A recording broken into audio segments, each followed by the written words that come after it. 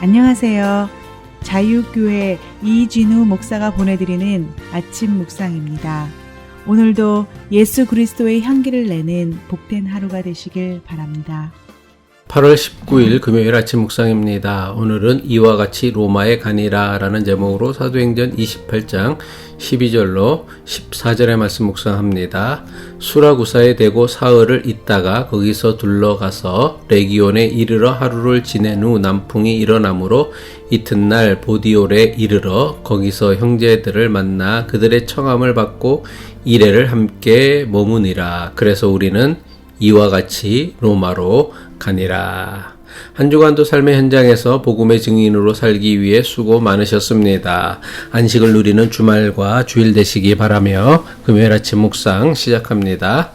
바울은 조난당한 멜리데 섬에서 겨울을 보내고는 이듬해 봄이 되자 최종 목적지인 로마를 향해 석 달 동안 머물렀던 멜리데 섬을 떠났습니다. 바울이 멜리데 섬을 떠날 때 탄 배는 바울이 타고 왔던 배와 똑같은 이름의 알렉산드리아 호였습니다. 비록 알렉산드리아라는 배의 이름은 똑같았지만 같은 배는 아니었습니다. 바울이 타고 온 알렉산드리아 배는 멜리데 섬 앞에서 침몰하였고 바울이 섬을 떠나며 탄 알렉산드리아 배는 바울 일행이 멜리데 섬에 조난당하기 전부터 정박해 있던 배였습니다. 바울을 태우고 멜리데 섬을 떠난 배는 멜리데 섬 북쪽에 있는 지중해 최대의 섬이라고 하는 시실리아 섬 수라구사라는 항구에 정박했습니다. 수라구사 항구에 정박한 알렉산드리아 배는 사흘 동안 머물고는 다시 항해에 나섰습니다. 사도행전 28장 12절이죠. 수라구사에 대고 사흘을 있다가 사흘 후 수라구사 항구를 출항한 알렉산드리아 배는 시실리아 섬 해안을 따라 이탈리아의 레기온 항구에 또 하루를 정박했습니다. 하루가 지나서야 남풍이 일어나 알렉산드리아 배는 로마의 외항인 보디올이란 곳에 도착할 수 있었습니다. 바울이 전도 여행을 다니던 시대의 배는 바람의 힘을 이용해 항해하는 범선이었습니다. 그래서 배가 가려고 하는 방향으로 바람이 불지 않으면 원하는 방향으로 바람이 불 때까지 항구에서 기다려야 했습니다. 사도행전 28장 13절이죠. 거기서 둘러가서 레기온에 이르러 하루를 지낸 후 남풍이 일어나므로 이튿날 보디올에 이르러. 알렉산드리아 배가 도착한 보디올은 바울이 가려는 최종 목적지 로마로부터 137마일 떨어진 곳에 있던 항구였습니다. 이제부터는 항로가 아닌 육로를 통해 로마로 가는 길만 남게 된 것입니다. 하지만 보디올에 도착한 바울은 그곳에서 곧장 로마로 향하지 못했습니다. 바울은 보디올에 있는 그리스도인들의 요청으로 그곳에서 이레를 머문 후에야 비로소 로마로 향할 수 있었습니다.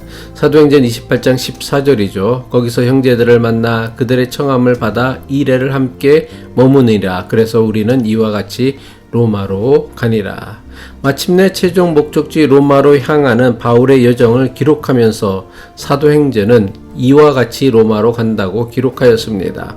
사도행전의 저자 누가는 바울이 그냥 로마로 간 것이 아니라 이와 같이 로마로 간다며 이와 같이를 강조하였습니다.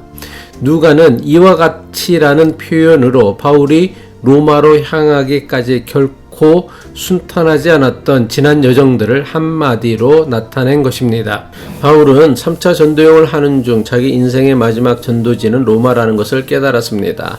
3차 전도여행을 마친 바울은 로마로 가기 위해 결박과 환란이 기다리고 있는 예루살렘으로 향했습니다.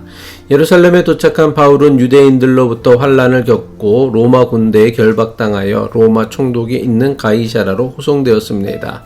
가이사라로 호송된 바울은 그곳에서 무려 2년 동안이나 헤롯궁에 있는 감옥에 갇혀 지내야 했습니다. 가이사라에서 2년 동안이나 감옥에 갇혀 지냈던 바울은 로마 황제에게 상소하여 가까스로 가이사라를 떠나 로마로 향하게 되었습니다. 바울이 로마로 향했다고는 하지만 실상은 백부장 율리오와 부하들의 감시를 받으며 로마로 호송되는 것이었습니다.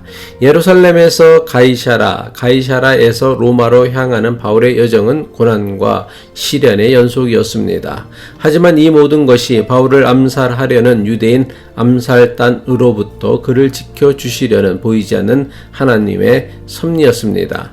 백부장 율리오의 호의를 받으며 로마로 향하는 바울의 여정 또한 결코 쉽지 않았습니다. 가이사라에서 탄 아드라무테노 배는 얼마 가지 않아 거센 맞바람으로 정상 항로에서 이탈해 버렸습니다.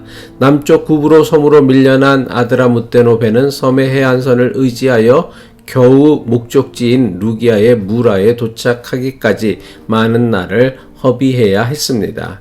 그곳에서 갈아탄 이탈리아로 향하는 알렉산드리아 배는 아드라무테노 배보다 더 험한 여정을 겪어야 했습니다. 출항한 알렉산드리아 배는 심한 역풍으로 정상 항로에서 벗어나 그레데 섬까지 밀려나 미앙이라는 곳에 간신히 정박할 수 있었습니다. 예기치 못한 역풍을 만나 여러 날을 허비하다 보니 지중하 항해가 금지되는 겨울철을 맞이하게 된 것입니다. 바울은 그레데 섬 미앙에서 겨울을 지내고 이듬해 봄에 출항할 것을 주장했습니다. 하지만 선장과 선주 그리고 백부장은 바울의 경고를 묵살하고는 무리하게 알렉산드리아 배를 출항시켰습니다. 처음에는 순풍을 타고 잘 나가는 듯 했지만 얼마 가지 못해 유라굴로 광풍이라는 죽음의 풍랑에 휩쓸리고 말았습니다. 유라굴로 풍랑에 휩쓸린 알렉산드리아 배는 멜리데 섬 앞에서 난파했지만 다행히 배에 탔던 276명의 선원과 승객들 전부는 생명을 구할 수 있었습니다. 바울이랑과 함께 조난을 겪은 276명은 멜리데 섬에서 석 달 동안 겨울을 보내야만 했습니다. 멜리데 섬에서 석 달을 보내고 또 다른 알렉산드리아 배를 타고 최종 목적지인 로마를 향해 겨우 출발할 수 있었습니다. 하지만 멜리데 섬을 출항한 알렉산드리아 배는 첫 번째 기항지인 시실리아 섬 수라구사 항구에서 사흘이나 정박해야 했습니다. 레기온 항구에서도 남풍이 불기를 기다리며 하루를 더 기다려야 했습니다. 이런 여정으로 알렉산드리아 배의 최종 도착지였던 로마의 외항이라고 하는 보디올 항구에 도착하게 된 것입니다. 사도행전의 저자 누가는 바울이 로마로 가는 여정을 바울이 로마에서 2년간 머문 행적보다 더 자세하게 기록하였습니다. 누가가 바울이 로마에서 머물며 행한 일보다 로마로 가기까지의 여정을 상세하고 자세하게 기록으로 남긴 이유가 무엇입니까? 로마에 도착하기까지 바울이 지나온 여정이 비록 순탄하지 않았지만 그때마다 보이지 않는 하나님의 섭리가 역사하였음을 보여주기 위함입니다. 그리고 로마라는 최종 목적지에 도착하는 것보다 주어진 사명을 이루기 위해 로마로 향하는 여정을 훨씬 더 중요하게 여긴 것입니다. 이것은 우리도 마찬가지입니다. 하나님의 뜻을 이루며 사는 것은 드러난 결과로 나타나는 것이 아닙니다. 하나님의 뜻을 이루기 위해 걸어왔던 과정, 한 걸음 한 걸음을 하나님께서는 소중하게 여기신다는 것을 사도행전이 가르쳐주고 있습니다. 기도하겠습니다.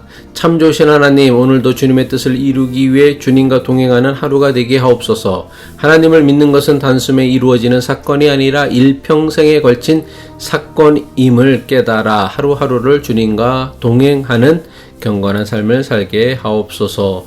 예수 그리스도의 이름으로 기도합니다.